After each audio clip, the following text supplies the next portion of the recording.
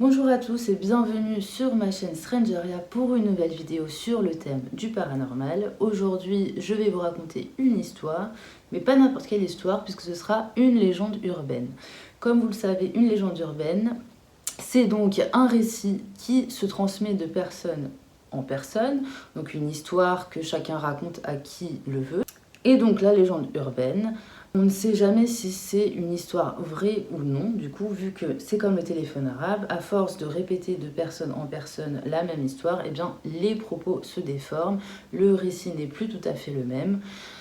Mais j'ai fait plusieurs recherches et d'après moi, cette histoire est réelle, ou en tout cas, peut-être un petit peu déformée, mais réelle. Notre histoire se passe à Montréal en 1905. Nous ne savons pas exactement où se situe la maison. En tout cas, l'histoire raconte la terrible tragédie qu'a vécue Gisèle Fortier, une petite enfant qui avait seulement 5 ans. La petite Gisèle était la fille de Paul Fortier, un écrivain qui n'était pas très connu pour le moment, mais qui avait sorti un premier livre qui avait plutôt bien marché. Son livre s'appelle Les Chants d'Amarante et il a reçu des critiques plutôt très positives sur ce livre. Et du coup, il avait envie de déménager avec sa femme Denise, qui était mère au foyer, et de se trouver un havre de paix pour écrire son second roman, puisque le premier avait plutôt bien marché, comme je le disais. Il fit l'acquisition en 1905 d'une maison à Montréal, comme je le disais, une maison qu'il avait payée vraiment pas cher pour ce que c'était. Au début, tout se passait bien dans la maison, il vivait heureux et paisiblement, jusqu'à ce que Denise, la mère donc de Gisèle, commençait à trouver qu'il y avait des phénomènes paranormaux dans leur nouvelle maison. C'est-à-dire que Gisèle entendait très souvent des rires d'enfants alors qu'il n'y avait pas d'enfants dans la maison, à part évidemment Gisèle, mais qui faisait autre chose. Et elle se sentait comme suivie, observée plutôt. Elle voyait comme des yeux qui la suivaient dans la maison, qui l'observaient. Et ça commençait vraiment à être très compliqué pour elle. Elle ne se sentait plus en sécurité dans la maison. À d'autres moments, la maman voyait la température de la maison baisser très fortement, ce qui est caractéristique, bien sûr, d'activités paranormales, comme vous le savez. Et du coup, elle commençait à avoir très très peur et elle s'est dit qu'elle allait en parler à ses voisins et savoir un petit peu s'ils connaissaient l'histoire de la maison ou non. Elle apprit malheureusement qu'en 1800, dans les années 1800, donc un siècle avant, eh bien, il y avait eu un désastre, une tragédie dans cette maison, puisque à la base, c'était une maison correctionnelle donc pour enfants agités. Ils étaient placés dans une maison de correction et un soir, eh bien, il y a deux des enfants de cette maison de correction qui ont assassiné de sang-froid le directeur de la maison correctionnelle ainsi que sa femme. Puis ils ont carrément mis le feu à la maison entière, donc la maison a été complètement détruite. Les deux enfants ont été jugés coupables et la justice décida de pendre les deux enfants afin de les punir. Quelques années plus tard, la maison fut reconstruite, mais personne voulait acquérir cette maison. Tout le monde pensait qu'elle était hantée. Ce qui s'était passé en fait avant leur faisait penser que ça serait hanté soit par les garçons, soit par le propriétaire des lieux, enfin l'ancien propriétaire des lieux et sa femme. Donc personne ne voulut l'acheter. Et c'est à ce moment-là que Denise, donc la maman de Gisèle, comprit pourquoi son mari avait pu l'acquérir à un prix aussi bas. Puisque vraiment, une maison hantée, personne n'en veut généralement. À moins que les nouveaux propriétaires ne croient pas à ce genre de phénomène. Voilà.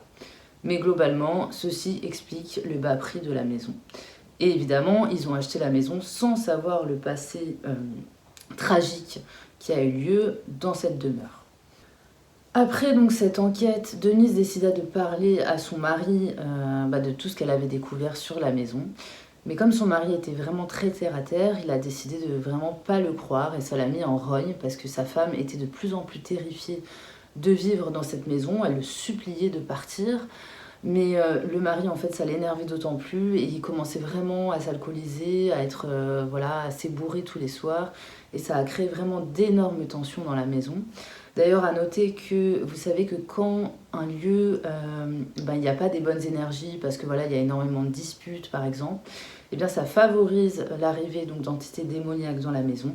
C'est pour ça qu'on préconise souvent, voilà, évidemment d'éviter les disputes, mais de mettre de la musique, de mettre de l'encens, d'avoir une maison joyeuse pour éviter ce genre de désagrément. Du coup, Denise, qui n'était pas crue par son mari, décida d'aller voir le prêtre du village afin de lui demander un exorcisme de la maison, car elle était vraiment persuadée qu'il y avait des phénomènes paranormaux dans la maison. Malheureusement, le prêtre ne la crut pas non plus et décida de ne pas agir du tout dans la maison. Un soir, alors que Gisèle, donc la petite de 5 ans, essayait de dormir dans sa chambre, eh bien, elle n'y arrivait pas car elle voyait elle aussi des ombres, des phénomènes étranges qui se passaient surtout la nuit. Et à un moment, elle a vu comme une fumée noire, donc on sait très bien que c'est aussi ce genre de détail qui nous montre qu'il y a des phénomènes paranormaux dans la maison.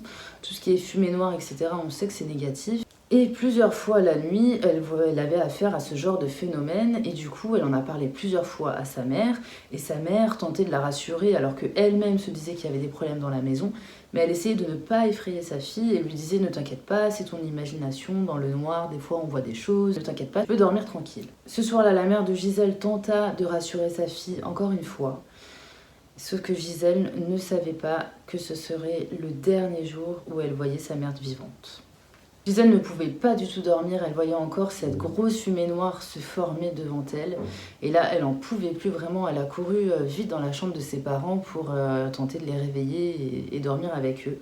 Mais malheureusement, c'était trop tard. Quand elle arriva dans la chambre, elle vit le corps de son père allongé par terre à côté du lit, dans un bain de sang, avec une paire de ciseaux plantés en fait dans le cou. Donc il était mort malheureusement. Et sa maman était dans son lit. Elle était complètement terrorisée. Elle voyait en fait comme 2 spectres de garçons qui essayaient de la tabasser en fait. Et rigolaient en même temps. Et ils ne s'arrêtaient pas de tabasser sa mère. Et Gisèle était complètement impuissante. Donc ce qu'elle a fait, c'est qu'elle a couru vite chez les voisins pour demander de l'aide. Les voisins ne comprenaient pas vraiment ce que la petite fille racontait parce que c'était des choses extrêmement bizarre. Et du coup, ils n'ont pas fait grand-chose. Ils ont quand même appelé une ambulance afin de venir les secourir.